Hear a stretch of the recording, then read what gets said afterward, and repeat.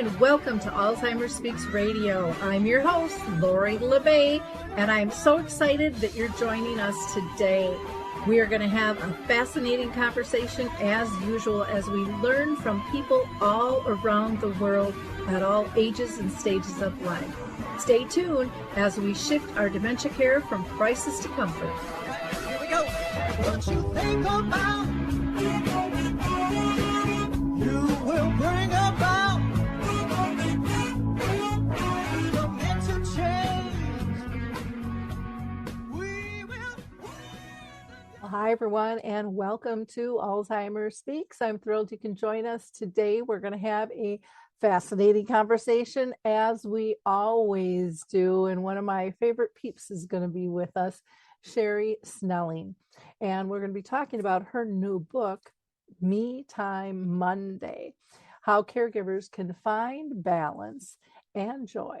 And don't we all need to know how to do that much, much better? But before we introduce you to Sherri, I just want to give a shout out to the Area Agency on Aging in the Panhandle in Texas. I'm going to be down there on November 10th doing a full day conference for their 17th annual caregiver conference. You can still register for that at 806-331-2227. Also, I want to invite you to join our Memory Cafe, which is sponsored by Arthur Senior Care. We do that the second and the fourth Wednesday of each month. Just email me at radio@alzheimerspeaks.com and we can get you connected with that. And also, if you're in Minnesota, on the fourth Wednesday of every month, I do a Caregiver Connect program as well at the Shoreview Community Center. And again, just reach out to me for that, or you can register by calling the Shoreview Community Center at 763-913-6140. And then, of course, I want to just mention to check out all of our fabulous free educational resources on alzheimerspeaks.com. You can also find out about our book, which is a children's book, Betty the Bald Chicken, Lessons in How to Care. So let's go ahead and introduce you to Sherri. Well, Sherri, I am so excited to have you back on the show. So thanks so much for taking time out of your day to be with us. Absolutely. I'm thrilled to be here, Lori. Well, you know, I always ask everybody who's been on our show, and even if you've been here before, I still ask because we always have new listeners, but have you been personally touched by dementia in your own family or circle of friends? You know, I think there's so few of us now who haven't been, but in my immediate family, we actually have not had any cases of dementia or Alzheimer's, at least as far back as we know, right? Because we weren't so good at diagnosing this disease many years ago, we could have possibly, but it's really been more about my friend circle. I have right now 4 very good friends, all who have mothers with Alzheimer's. So they're in different stages and progression of the disease. We also have some family friends, very dear friends that I kind of grew up with their boys, and they were best friends of my parents, and his wife had Alzheimer's. And so it's really something that, you know, in terms of being in caregiving, which I've been in now for the last 20 years, working for different companies that have benefits and programs for caregivers, I've always said that all caregivers face a lot of stress and a lot of challenges, but there's something really special about Alzheimer's and dementia caregivers. And I think it's because of the nature of the disease and the fact that we don't still know a whole lot about it makes it really, really tough on caregivers that I've observed and that I talk to a lot. Thank you for sharing that. Can you also share with our audience a little bit about yourself, kind of introduce, you know, who the heck is Sherri Snelling? Exactly. Who is this crazy girl on your program today? Well, thank you for that. As I mentioned, I've been in this space of caregiving and aging for about the last 20 years. I'm a corporate gerontologist. I have a master's in gerontology, and gerontology, a lot of people think is, oh, okay, you focus on just older people. Well, actually, gerontology is about looking at life from birth to death, or as we call it, from the womb to the tomb.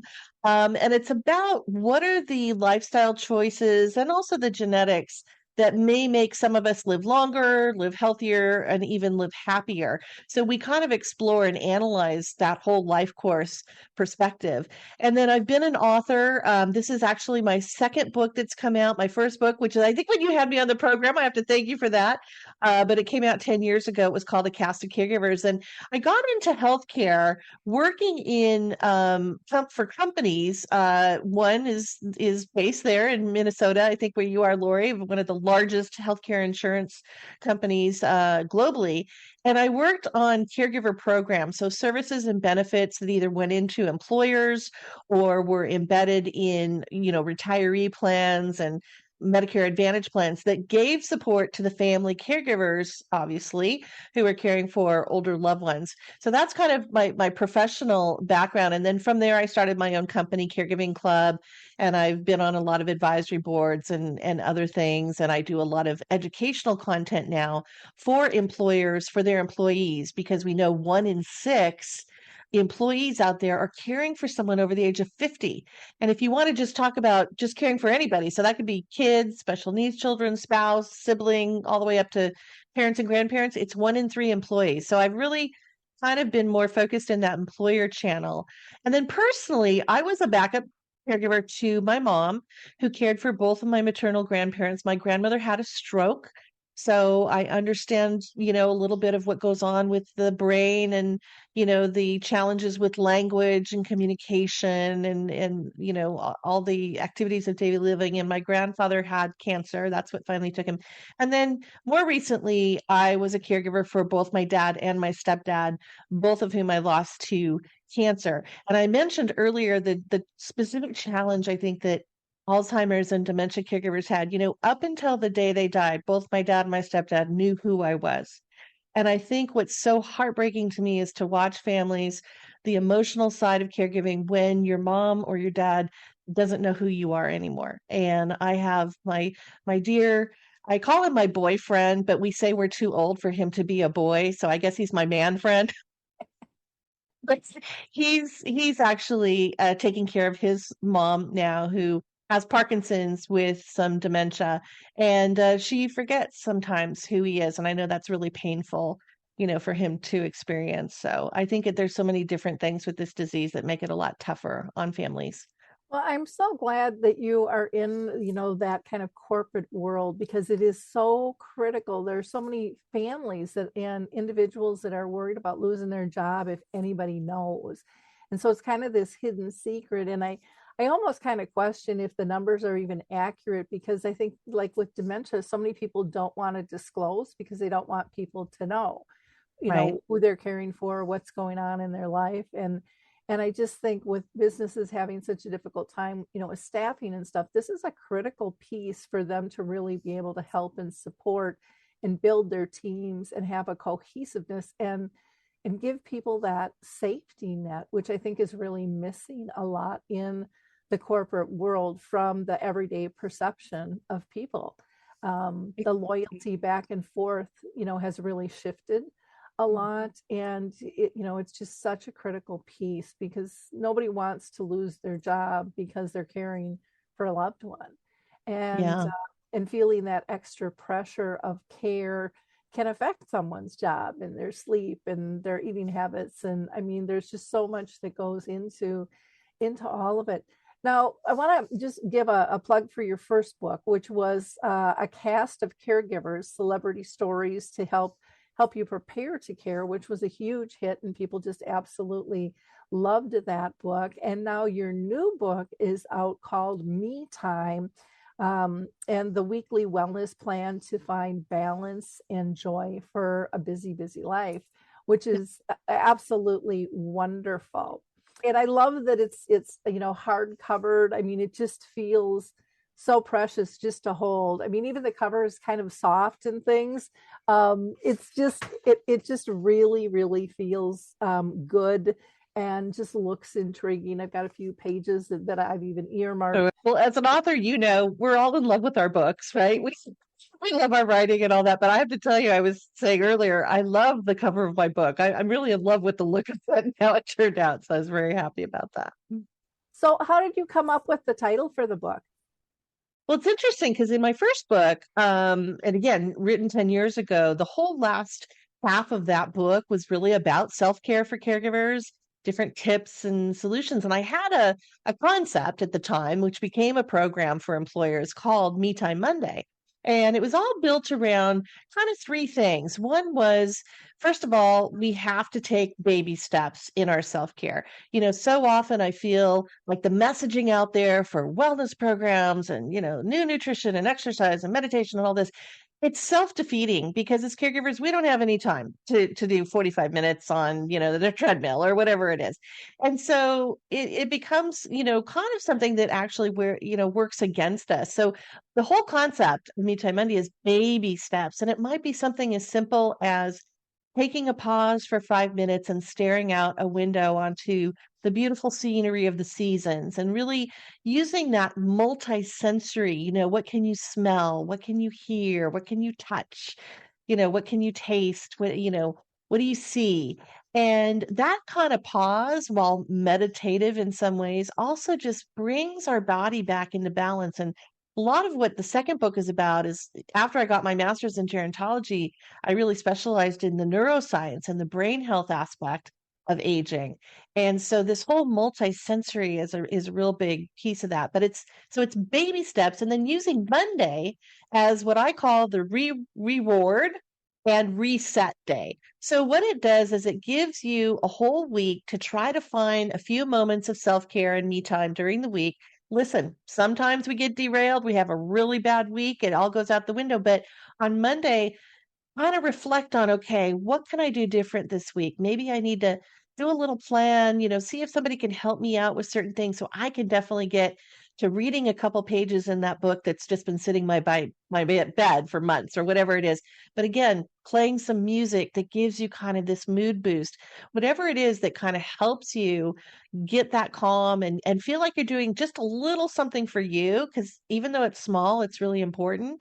That's really what the Me Time Monday program is all about. And now I do a whole workshop, which takes you through 7 different elements of finding better balance in life. And that workshop is for my employer clients that I have contracts with. Oh, I love that. I love that you talk about baby steps because so often everyone thinks, okay, I'm going to cut the cord and I'm going to do this right now and everything's going to change. And when you're just by yourself and even aren't caring for anyone, you get bombarded with life changes and it doesn't work. But then when you're caring for somebody, I mean, you have to be so fluid. And I think one of the hardest things for me was to really step into that joy and peace and calmness and realize, wow, 5 minutes can do a lot. It If I can, and we step think it into it. doesn't, right? Like it's not going to make a big difference. Why?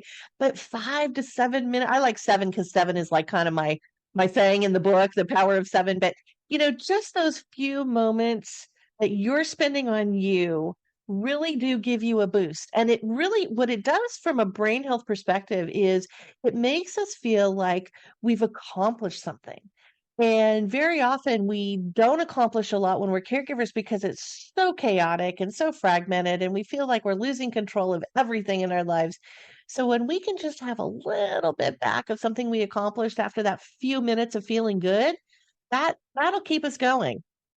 Oh, it's huge. I remember when I used to sell real estate and I was, super busy scheduling stuff and my number was 11. Everything was 11. And so I would take like an 11-minute break. I would shut my blinds in my office. I would put a sign outside my thing. I would turn my phone off. I would light a candle. I would put on some meditation music and I would just relax. And everybody knew in the office, don't go down the hall. Lori, this is Lori's quiet time. And Right. I would just feel like a brand new person after those 11 minutes, and Yeah. even when I do like deep breathing, I do 11 deep breaths in, 11 deep breaths out. And, on my inhale, I ask God or my higher power for what I need instead of I used to ask for what I thought I Right. needed. And then on the exhale, I ask for any toxins in my mind, body, heart, and soul to like leave the building. And it's amazing how much it changes the chemistry in your body. and Yeah. just centers you and makes you feel more in control. Well, it's kind of that cleanse, right, of letting go. And one of the things I found really interesting, and by the way, I love that the science is backing us up now because the science is now telling us you don't have to do a 45-minute fast walk. If you just spend 10 minutes a day outside walking in nature, it has the same kind of benefit as these power walks that you might only get to once a week or whatever it is. But the nature connection to our brains is what I found so fascinating because there's a part of our brains which we call the ancient brain, and it goes back to 2 to 3 million years ago when we're living out on the African savannah. But it's all about what we could see and smell, the fresh air, the greenery, the birds chirping, what we call kind of nature sounds. Those things are so soothing and calming to our brains, particularly when we're stressed and we're under a lot of, we feel like we're under attack or overwhelmed. So, if you're at the hospital, let's say, and you're waiting for your loved one or the, doctor's appointment, whatever it is, a lot of the hospitals now have beautiful spaces where you can go walk outside and there's some green trees and you can sit. I really encourage people to try to find connections to nature as much as possible. Now, sometimes with the weather not being so good, it's hard to get outside, but do you have a beautiful window you can just sit by and look outside? You mentioned, the sense, that smell, that sense of memory. And, cinnamon is one that cloves and cinnamon right now are really big because it's fall. So I'm really into burning those types of candles. But those five senses, that multisensory experience is what soothes our brains. And it's amazing how you can feel your stress start to just melt away by being in nature. And we're now talking about things like green exercise, blue wellness, which is about coastal living and ice cold therapy baths and all these kind of things. But water, that immersion in water, just taking the shower every day, doing a line of gratitude. It's amazing how much it can really, again, help you alleviate a lot of that stress burden that we feel. And I think part of it, like getting out in nature, is you are absorbing it. Nothing's being asked of you to do. You can leave your worries behind and really just focus on beauty. And I think so often when we're giving care, we get overwhelmed and we get overloaded, and we don't look for the beauty, Yeah. because we're too busy being busy trying to figure out or how to prevent something that may or may not ever happen. I know I'm Yeah. kind of that type A, and so I was a planner and I was making all these plans, and then I realized, oh my gosh, I'm missing out on the moment now because I'm planning for stuff and worrying about stuff that may never occur. And then like something slapped me in the face one day and said, Lori, if a crisis hits, you will gather everything within you and make the best possible plan. Stop planning. Ruminating, right? Exactly. Well, something else that was fascinating when I was researching the book is there's this new program now, and this is for more of our professional caregivers, so, a lot of them in maybe hospital settings or long-term care settings. But it's a room that they can go into because if they can't get outside and there isn't that beautiful pathway to walk around in greenery, they can go into this room, which is a relaxation room.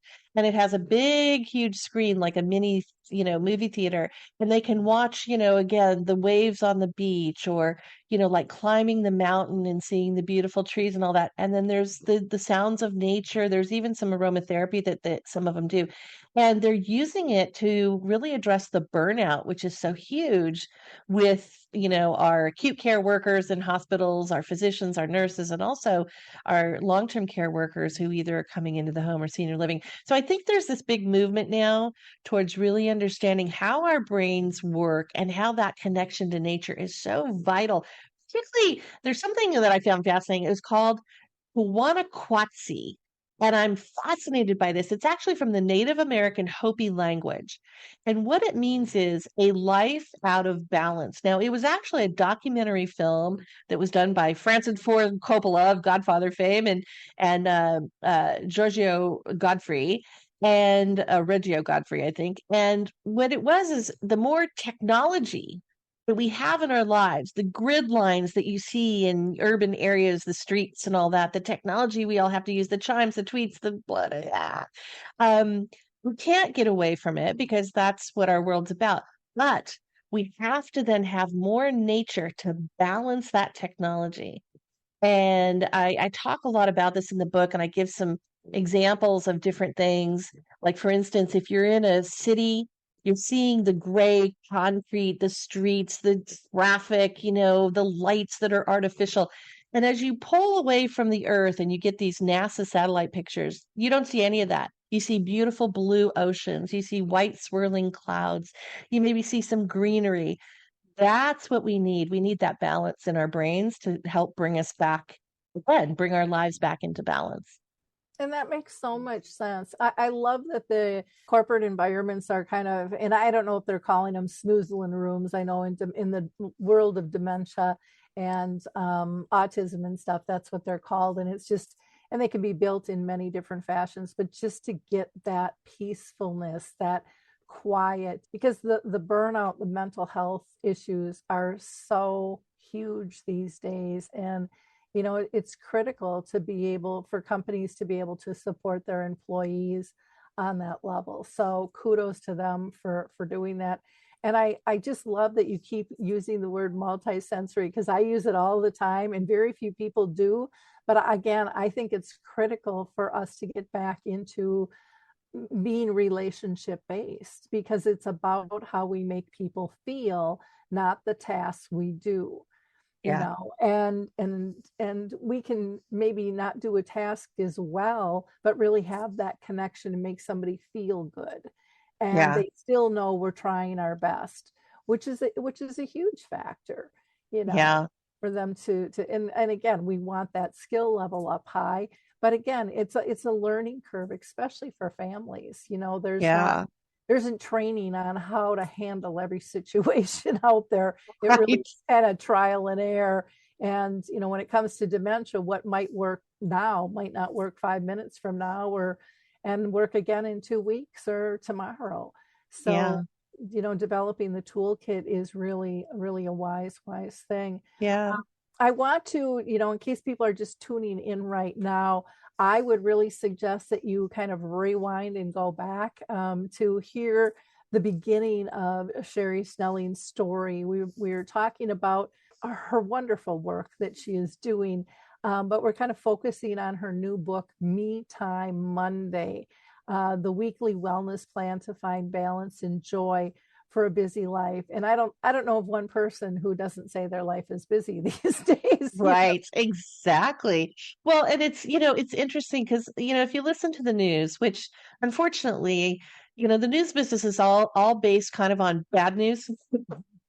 Um, People like you who are doing great radio shows and podcasts and stuff are putting good news out there. You're giving really solutions to people, but if you turn on some of the news, it's always bad. And of course, with all the things that are happening in our world right now, it's hard to talk about joy, because there's so many things that we don't feel joyful about that we're watching. But I think one of the things, and this is something else I write in the book about happiness psychology, is we have very little control over diseases like Alzheimer's. We can't control it, we can't fix it. Sometimes we don't have a lot of control over other factors happening in our lives. Again, maybe leaving our jobs because we've made that choice, or feeling whatever it is. And the one thing we do have control over, though, is our own happiness, our own joy levels. And so, if we can invest in things that give us those few moments of joy and happiness and soothe and calming and comfort, all the good things, right? That's really kind of the purpose of my book, is I wanted to give some tools and solutions and stories. I tell a lot of stories in the book about different people in different circumstances, but finding that joy factor, I think, is really critical for all of us. And again, it's about balancing. We hear all the bad news. Okay, where's the goodness? Where's the good in life? How do we bring that balance back so that we don't feel like we're immersed in this hot tub of bad things that are happening, right? Well, and that's really true. I guess I learned on my journey that, and again, not something I didn't know, but I didn't consciously, focus on it, was you will find whatever you're looking for. So if you want to find joy, it is before you, all over, in many, many different fashions. It might look different, especially if you're dealing with an illness. or it could be a divorce, it could be, like you said, losing your job. All of those things can be traumatic events, but there is still joy and hope. And we get the choice. What are we going to focus on? And again, you can't overlook the negative either, because sometimes there's safety issues that come Right. with all of that as well. But don't ever feel like you're alone and that everything is just a black hole. Some of the most, I think, precious moments for me, caring for my mom and dad, were even in their very end stages of life, very minute little signs. And many times that multi-sensory thing where it wasn't a word, it might have been a gesture or a smile or the dimples or a soft giggle or a twinkle in the eye that just melted my heart. And those are times, Yeah. I can name them and I will never forget them, Yeah. because they're just so deeply embedded because of our connections. And I think so often we are so busy being busy, we miss those opportunities to take that in. And I'm Yeah. Well, grateful. let's face it, caregiving, I think was it Betty Davis who said, getting older is not for sissies. Well, caregiving is not for sissies. We have a certain amount of resiliency and strength in getting through things, although sometimes it doesn't feel like that in certain days. But there are, as you said, there are silver linings. I tell a little bit of a story in the book about me and my dad. So my parents were divorced when I was 6. And interestingly enough, people are always fascinated by this, but my dad's career, he was a Formula One race car driver. And so that meant that he moved to Europe so that he could be more on that global tour that was going on. So I didn't grow up with my dad. I had a wonderful stepdad, by the way. He was I just adored him. So it's not like I had a sad story with that. But when my dad retired and came back to the US and we hadn't had this relationship for all these years, we kind of, would see each other occasionally. But then when we started, he started reaching out more. And I didn't realize it at the time, but he had been diagnosed with his prostate cancer, which was stage 4. And I think he felt that that time horizon was slipping away and he wanted to know me and have me know him. And so I became one of the, he had his wife, but I became a primary caregiver for him. And I have to say, it was a gift. And the silver lining of doing the caregiving for my dad, I could have been angry and, mad at him, but it really, it made me learn a lot about myself, and it made me kind of see him in a different light. And we shared so many stories about things over the years. And so I say to caregivers, as frustrated or angry or tired and overwhelmed and stressed as you can get during caregiving, sometimes there are silver linings. And boy, I'm so glad I had that time with him, because if he had passed without me having kind of those moments and that time, that quality time we shared, I think I'd feel really sad, much sadder right now than I do with him being gone. So it was truly a gift. The way you framed your life, you had a great stepdad, so you had a good life. He got to do some neat things, by stepping away from the family, which again was tough, but there were benefits to both, and to be able to share those, and get to know one another. So often I see people that really had a tough time maybe growing up, and now they have to care for their parent, and they're like, they didn't care for me, why should I care for them? And they really, really struggle with that. What do you say to someone who's really struggling? I think there's, again, we all go into these caregiving journeys very personally. There's no one size fits all. I would say if there was some type of abuse, if there was something like that going on, I think it's very tough to turn a blind eye or to turn that pivot and become now a tender, loving caregiver for somebody who maybe had made your life so awful. And I get it. Now, you don't want to maybe abandon someone so you can get some professional help and you can still visit, or you can parse it out. But other times it may have just been a misunderstanding, or, it was that teen angst and you didn't get along with your parents and you kind of moved away from home and now all of a sudden one of them's dying or whatever it is. Sometimes we grow and we learn about ourselves when we can overcome some of those emotional hurdles of childhood and young adulthood and see the world in a different place. Like I said, I could have really blamed my dad for leaving my mom and me and my brother, chasing his own dreams, being selfish, whatever. But, as an adult, I think it helped me because I understood life choices and how hard they are and the things you compromise or give up or whatever. So I was in a better place, I think. And so I think it's all just where we're at in our lives, what we've got going on. I know very often we feel very obligated to care for loved ones, even if we don't want to.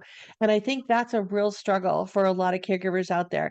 And in those instances, I say, this is where it becomes critical to have your care circle. So you may feel pressured into giving up time to take care of someone who didn't really care for you, who was mean or is still mean. So you have to be able to come home to a loving, comforting family, or you need to have a circle of friends that nurture you. And it becomes really critical to again, it's all really about balance, right? When we tip too far one way or the other way, we aren't happy human beings. We have to have that balance in life so that when things go bad or things go wrong, there's things that bring us back so we get that equilibrium back. And I think all of us kind of come into this in our own way. But I truly understand the caregivers who don't want to care for a loved one. So maybe it's just a financial support so someone else can be there to care for them so you don't feel like you're abandoning them, but you don't have to maybe do the personal side of the care. Yeah. And there can be that point too when someone is so frustrated where it could be dangerous. Right. If they're that angry, and you don't want something like that to happen to either of you with Right. that. And then I've had others where, like you said, that they've healed through things. I remember one gal calling me and saying she had to step back because she got ill. She got, I think it was breast cancer. And so she had to pull back from being kind of the primary for her mom. And her mom were really close. But in that 2 years she was gone, another relative stepped in, and then they became distant. Right. And she said it was really hard when she came back in because the other person didn't really want her back in that space. And she said, I really need my mom to know how much I love her. And she said, but we've never been a touchy feely, say I love you type of family. And I said, you just do what you feel is right for you. I said, and if you want to crawl in that bed next to her and give her a hug and tell her you do. And she's like, oh, Lori, she's just curled up in a ball, just in the fetal position. And I don't think she has long. And I said, well, it's your choice. I said, but if you're going to beat yourself up afterwards, do it now. So she crawled in the Right. bed and she gave her mom a hug, and she said she responded. And I Yeah. said, sometimes they're waiting for the next generation to break something that, they grew up with. And that's just how the family structure was. But they really want to invite that in, but they don't know how. And we can step in and do that. Now, not everybody's story is going to end like that. But again, it's choices that we can make. Or I've heard also too where especially with dementia, is like, oh my gosh, I did not like my parent. They were so mean. I love this one though, because they have frontal temporal dementia, and now they're just sweet as pie and very loving. Right. They're like, where was this person? And to think, and people have even said, gosh, if I wouldn't have stepped up, I never would have met this side of my parents. Right. And Well, and and I that was think healing. I think you and I love that those stories because I think that very often I find so many caregivers are fearless. And fear is something that keeps us from happiness, right?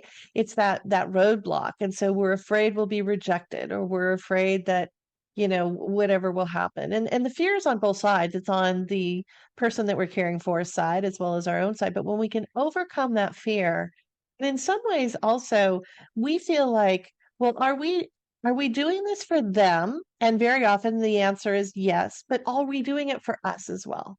So again, with me caregiving for my dad, it became a gift to me that I didn't realize I would get in doing this, but it really did. And so we almost get as much out of that caring as the person that's getting, that physical or emotional care, I think that we give. Oh, I agree. And a lot of times I think we get more out. Yeah. Oh, I just think it's Yeah. so important. The other thing I wanted to go back to, because you mentioned feeling all alone, and I know that both you and I have talked about this. This is an expression I think that's very common among almost all caregivers that I run into. And, the US Surgeon General came out with a report earlier this year that said 1 in 2 Americans are lonely. And this is a health hazard now. This is the equivalent of smoking 15 cigarettes a day in terms of your heart health. We also know that chronic loneliness can lead to an increased risk in Alzheimer's disease later in life. So, loneliness is a real big issue. And loneliness is different from social isolation, where we might not, maybe we live alone or we aren't as mobile and we don't drive anymore. Loneliness is more about the quality of our relationships. It's how we see, do we feel like people are there to support us? Do we have at least one confidant who has our back, has our six, as you will? And so the loneliness factor is one that's really important. And one of the things I write about in my book, so I talk about 7 different elements of life that bring you back into balance. And most people think, okay, yeah, physical, sleep, eat, whatever. The emotional side, which is more of the mental health, and how do you harness those 4 feel good hormones that help boost your mood and make you feel better. The social side is really important. Having that, again, that circle of support for you is really, really critical. But then I get into things like intellectual wellness and environmental wellness, our habitats, where we live, where we work, the environments, again, bringing that nature inside or having a view outside onto nature. It's amazing how much that really helps us. Financial wellness is also a big piece, because let me say, most stress is tied to finances, I think. And then, of course, we have spiritual wellness. And that's what I wanted to touch on, is that when we express feeling all alone, we have to examine the quality of our relationships. Is there somebody here, a friend, a spouse, a partner, an adult child, a sibling, that really cares for us and is there for us, and is our confidant? But also belief in a higher power. Because if you have that faith, then you aren't ever alone, right? And so I think we need to get back to really expressing that feeling of a higher power, that there's something bigger than us in the universe, or something bigger out there that's happening beyond all of these, tragedies and crises and everything else. And when we can have that belief, all of a sudden we have this reservoir of resilience. It gives us that strength to keep going. And I think that's a really important part that, we've lost a little bit of that in the country, right? And we've stepped a little bit away from that. And I think it's a really important piece of our wellness plan.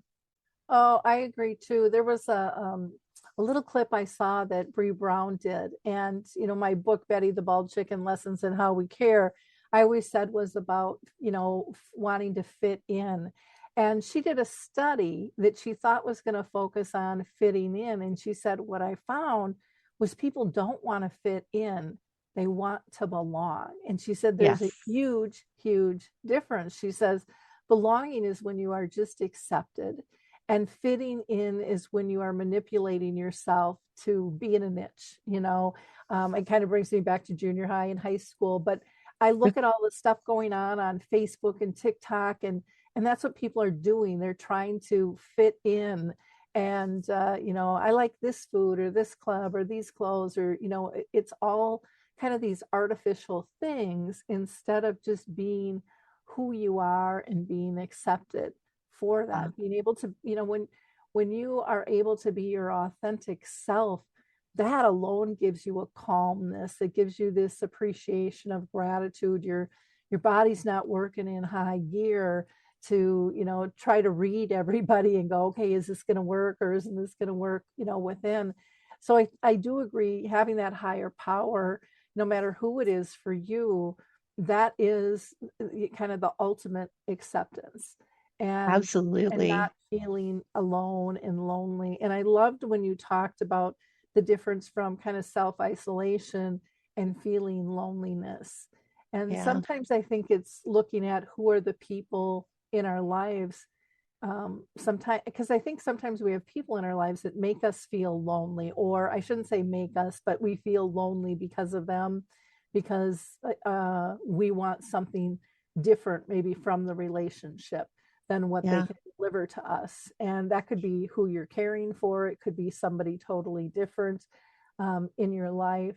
But being able to have that social support for myself, I kind of pushed my girlfriends away when I was in the crux of caring for my folks. I thought, I have no time. Well, I can't go have coffee. Are you kidding me? I mean, that's kind of how I looked at it. Like, don't you guys get what I'm doing here? You know, there's no time. And I got really frustrated with them. And one day I said that I would go visit. And my total intent was to go and go, okay, they're off my back now. They'll leave me alone, because I viewed them asking me to get together as another task. I mean, that's how task Yes. oriented I had gotten in my head.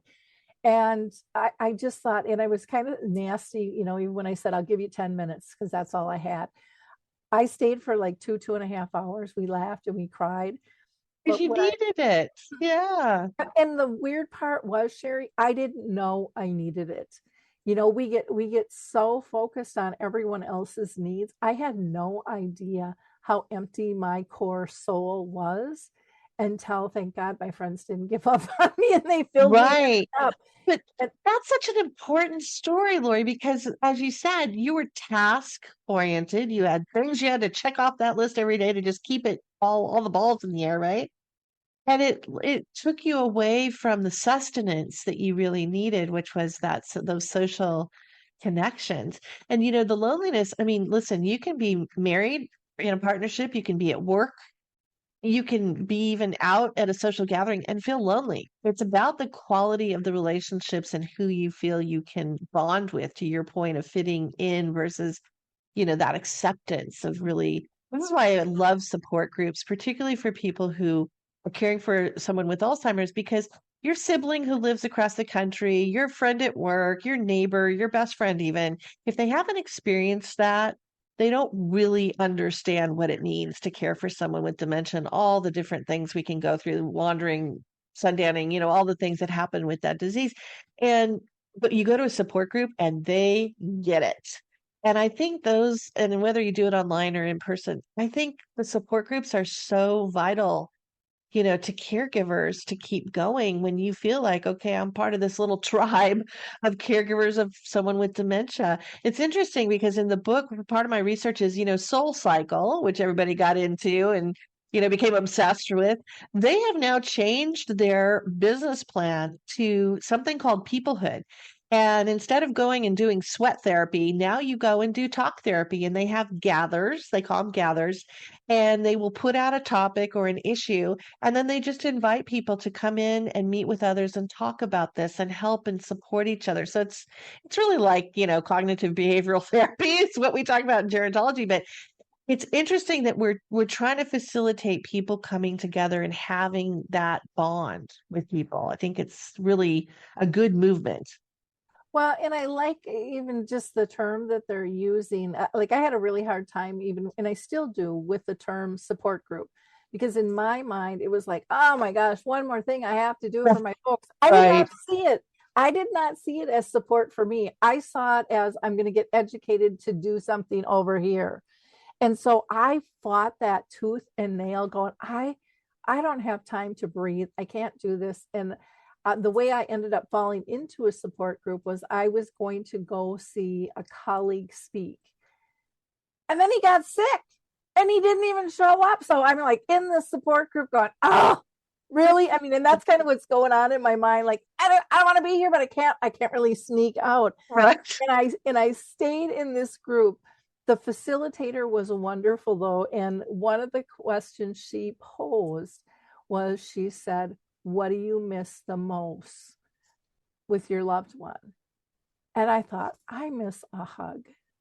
Mm. My mom couldn't move her arms to give me a hug anymore. And I just thought, oh, I'm coming back. Right.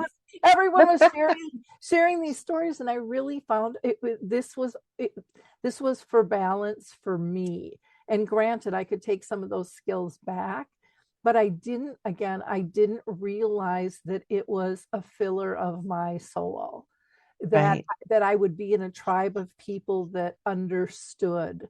I really totally didn't get that at all. I didn't see Right. it. Well, and I think, sometimes we can find that with friends, siblings who do make us feel like they get it, even if they haven't experienced it.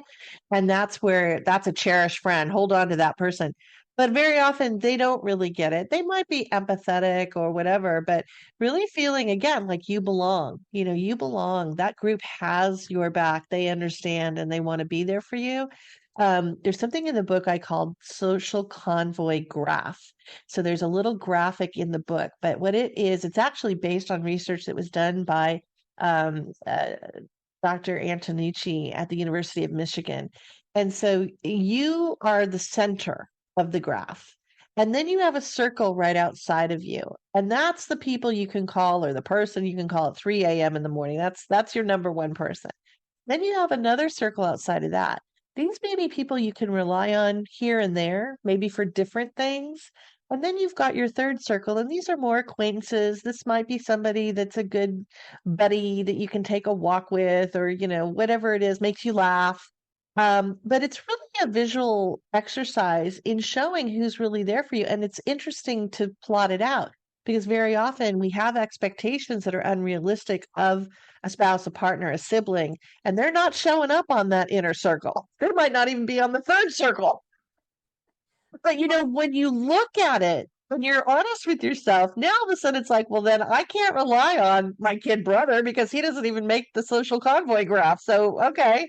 And it gives you almost permission to say, okay, that's fine. Now I know what I've got. I know where I'm headed and who's going to do that. Who's going to take this journey with me, right? Oh, that is so important. And that's probably one of the number one questions I get when I'm out speaking is how do I change my siblings? They don't get it. I want them to be like me. And it's like, The answer is you're not going to change them. let it go. And you'll find a lot more time and you'll be a lot happier and you won't be near as frustrated because like you said, you can't change them. You can lead by example and hope that they'll follow or pick up some clues. But Right. that's really the best you can do. But boy, Well, I wish and I would have learned that earlier. it's similar to relationships, right? Like I think there was that book that came out, He's Just Not That Into You. I think we've all, and women maybe can relate to this, but men as well. You just really, really feel like you're in love with this person and they're just not that into you. And you have to just be realistic and say, there's somebody better out there for me. There's somebody that's going to be better. That's what it is with our siblings and friends. It's very interesting too. In my first book, when I interviewed, these celebrities, Holly Robinson Pete, who has a great show on the Hallmark Channel, by the way. A little shout out for her. She was a caregiver for both her dad, who had Parkinson's and dementia, and also her son, who had autism. And one of the things that she told me is becoming a caregiver really tells you who your friends are, because there are friends who are not true friends, right? And they drop away really fast when you aren't fun and you aren't upbeat and happy and can go everywhere and do everything. And then there's those people that they are with you through the tough times. And she said it's almost a great exercise to become a caregiver because you really start to separate the wheat from the chaff in terms of those friendships. Oh, that's true. I also found that I had two circles of friends. I had many circles of friends, but they divided into two groups. And both would ask, how's your mom doing? And one really wanted to know. And the other one wanted to give me permission to never go see her again because they were so uncomfortable with knowing what to do with me in the Right. middle of that. And that shocked me. That absolutely, I'm like, I mean, because some of them were what I consider really dear friends. And I'm like, oh my gosh. I Right. and it's like you said, well, I guess we're not as close as I thought we were. Right. Yeah. If you can only be my friend when everything's perfect, wait a minute. Yeah, yeah. But do you remember the times you've called me for support? Oh, yeah. Oh gosh, our time is flying here, but I want to go back to your book because I'm sure there's a few more things in here that you want to tell us about. So we've got about 7 minutes left. What would you really like to highlight in here? Because there's just so much that can help people. Yeah. I mean, you're right. There's a lot. I tend to just like, oh, I got to put everything in there. But I think some of the things that I felt were really important, as I mentioned, is just really understanding how our brains work. I think that aha moment of, oh, that's why I'm feeling that. And then also understanding, well, what will make us feel better? And there's a chapter called The Four Hormones Against the Apocalypse. So again, we all have our own personal apocalypse, and the four horsemen of the apocalypse brought the bad things. Well, these four hormones are going to help you face the bad times and the crises. And it's oxytocin, which is our love, bonding, and trust hormone. And we often get that again when we are in physical presence, when we get a hug or just a pat on the back, when we're staring into someone's eyes and we're feeling that connection. Then, of course, there's endorphins, and those are our pain relievers. And we get endorphins by movement. And it isn't a workout on a treadmill. It's just walking, up and down the street, being in nature. Those are our pain relievers. Serotonin is our mood booster. And very often, serotonin is based on what we're eating. Because it's really tied to our microbiome, which is interesting. So I have a lot of information about that in the book because it's now being looked at by science as ways to treat brain health issues like ADHD, autism, and even Alzheimer's. And then, of course, we've got dopamine, which is the reward center, and also our learning center. So I talk a little bit about those. I talk about emotional frequencies and how our moods and our outlook on life are very often tied to, again, the people around us. We usually feel a little boost in our energy frequencies when we're around kids because kids are so carefree and happy and laughing and bouncing around.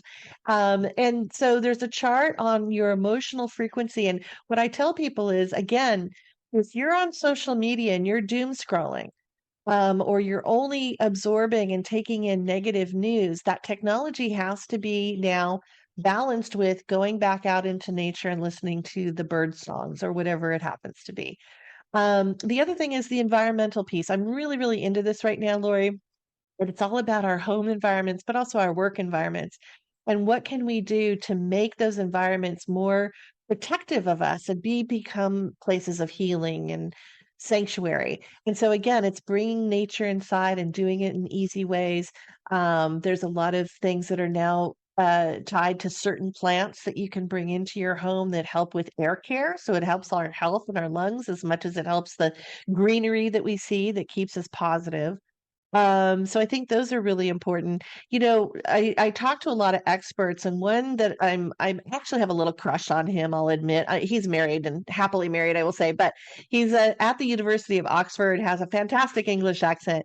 But Dr. Charles Spence is really big on these multisensory research, and he does a lot with music and then eating and dining. And so, just for your audience, because we're talking a lot about dementia, here's something really fascinating.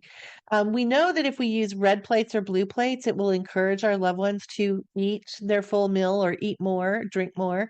But he found that playing certain types of music, and this is not just for dementia, but it does help. So if you play high pitched music, so think Mariah Carey, Taylor Swift, you're going to increase the taste of the food tasting sweeter. So if you're a diabetic and you've taken a lot of sugar out of your diet, if you play music while you're eating of these high pitched, high tinkling pianos and all that kind of stuff, you'll actually feel like the food tastes sweeter. On the opposite side, let's say you have hypertension, which we know is a risk factor now for dementia, and you have to take a lot of the sodium and salt out of your food. Then you want to play those baritones and those bass sounds. So Johnny Cash or Frank Sinatra or Karen Carpenter even had a lower voice, and 38% felt like the meal tasted more savory. So he was doing work with airline food and places like Starbucks, and he is now working in memory care communities to help figure out the meals that will help with the appetite and the interest in certain foods. And he's turning for his mom who had dementia. She loved tomato soup. So he created an ice cream because all she would eat was ice cream because it was soothing to her. But he created an ice cream that was based on tomato soup. Now, I know that sounds odd, but it's actually very big in Asian cultures to have like more of an ice cream that has more of that savory and umami kind of taste.